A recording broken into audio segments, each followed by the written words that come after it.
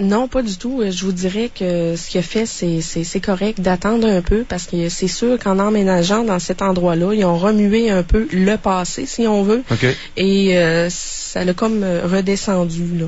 C'est d'attendre un peu. C'est sûr que si ça revient tout le temps, puis ça s'arrête pas, ça fait juste augmenter en intensité, là, peut-être qu'il y aurait peut-être quelque chose à faire, voir c'est quoi qui se passe, là. François, c'est pas revenu? Oui.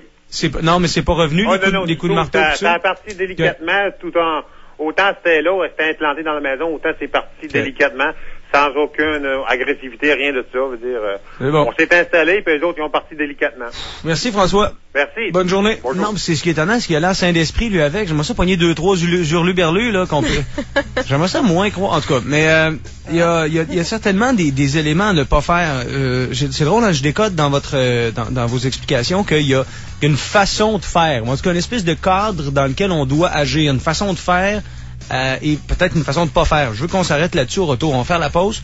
Les lignes sont pleines. Je sais pas. J'avais envie de soumettre un cas aux deux fondatrices de la Société de recherche paranormale de Québec. Deux filles, en tout cas, qui ont l'air saines d'esprit. Je sais pas, là, vous les avez entendues avec moi depuis une vingtaine de minutes. Là, ils ont l'air tout à fait équilibrés. Elles chassent le fantôme, ces dames. 10h25, vous êtes au FM 80. Liberté d'opinion. FM 93. Alors, on est ailleurs. Moi, je vous l'ai dit, depuis 10 heures ce matin, on est dans le paranormal. J'ai avec moi deux filles de Québec, deux jeunes femmes en santé mentale et physique, en tout cas à première vue, et qui ont décidé de fonder la Société de recherche paranormale de Québec. Parce que il y a beaucoup de oui-dire, plusieurs discussions, des racontars à propos de manifestations paranormales à Québec. Et là, avec des appareils, maintenant, on est capable de prendre des relevés, de mieux analyser des situations et peut-être d'en arriver à certaines conclusions. Tantôt, Cathy, c'est ça, tu m'as parlé entre autres de paralysie. Tu as dit, moi, je suis là-dedans parce que j'ai vécu un épisode assez troublant, paralysie nocturne. Et il y a Esther qui nous écrit, elle dit, bonjour, vous trois, j'ai vraiment été surprise d'entendre la dame parler de cette paralysie à laquelle je n'ai jamais pu mettre de nom et dont je ne voulais pas parler. Elle l'a vécu, elle aussi. Elle dit, ça s'est produit à mon adolescence, je trouvais que, je paniquais, la sensation d'étouffement, j'avais peur de mourir, et par la suite, j'avais peur de dormir, j'avais peur de retourner me coucher, puis patente. Et le terme paralysie nocturne, donc pour elle, c'est nouveau. Esther a dit avoir vécu la même affaire. Bon.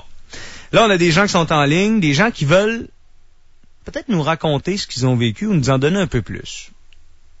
On va y aller avec un petit peu de retenue. On s'en va rejoindre Véronique de Québec qui est en ligne. Bonjour Véronique. Bonjour Cathy, bonjour Catherine. Bonjour.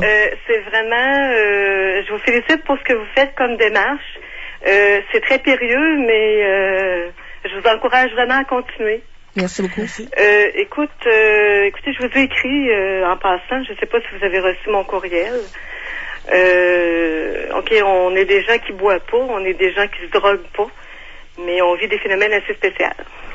Racontez-nous. J'aurais aimé ça que Catherine et Cathy viennent vraiment me donner une réponse à ce qu'on vit. Une cliente. Dites-nous un peu qu'est-ce que vous avez comme phénomènes paranormaux ou spéciaux. OK. Ça remonte à une lampe que j'ai achetée. C'est une lampe en laiton. L'abat-jour est en verre et le contour est en laiton. Où j'habitais, cette lampe-là, j'avais l'abat-jour, j'avais vraiment un ensemble. Mais cette lampe-là était quelque peu particulière. C'est comme si quelqu'un donnerait des pichenoles dessus. Branché et débranché. Elle fait du bruit. Oui, le phénomène, c'est quelqu'un qui, comme s'il avertirait qu'il s'en vient, il donne une pichenole dessus. Toujours à la même heure. Ah, arrêtez-moi ça. Écoutez, oui. Okay. Mon conjoint est témoin et mon fils aussi. Là, on dit, regarde, ça va passer, non? Je l'ai testé branché et débranché. Bon, je dis, OK, je vais laisser passer ça. Cette lampe-là se manifeste à peu près 4 fois par semaine. La nuit comme le jour.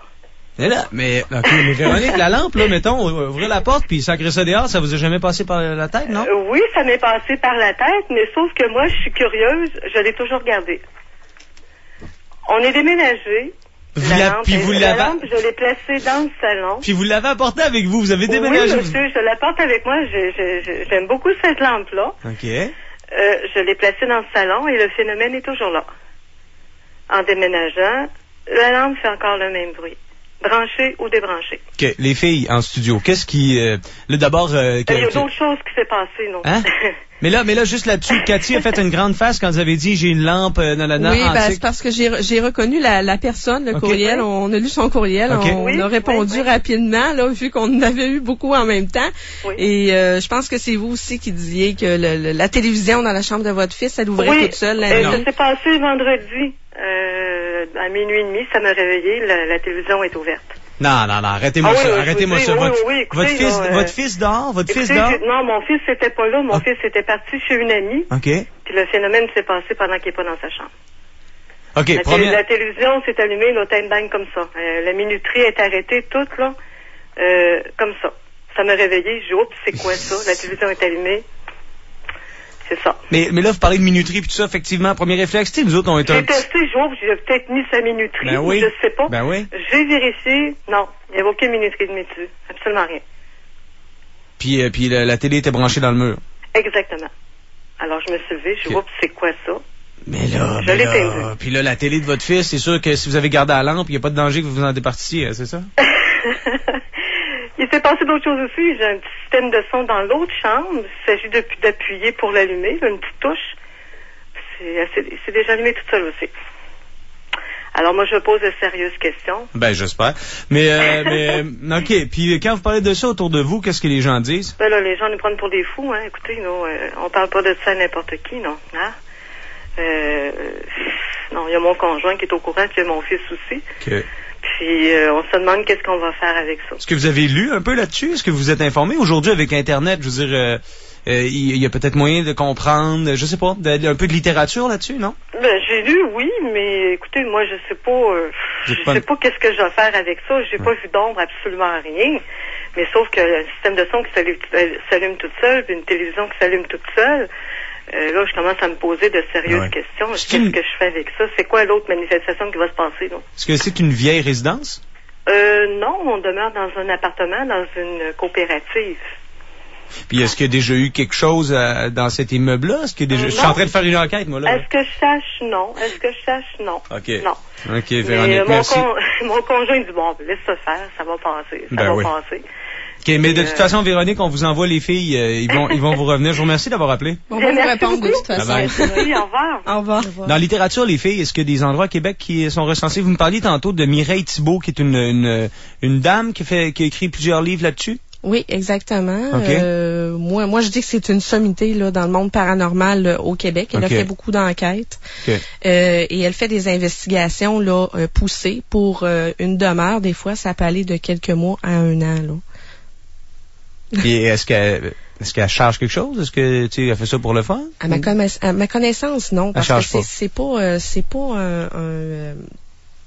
un service pour lequel on peut demander quelque chose, parce qu'on veut aider la personne. Là. Si la personne est sur le bord de virer folle, on n'irait pas lui demander 200 pièces de l'heure. Exactement. Je comprends. OK.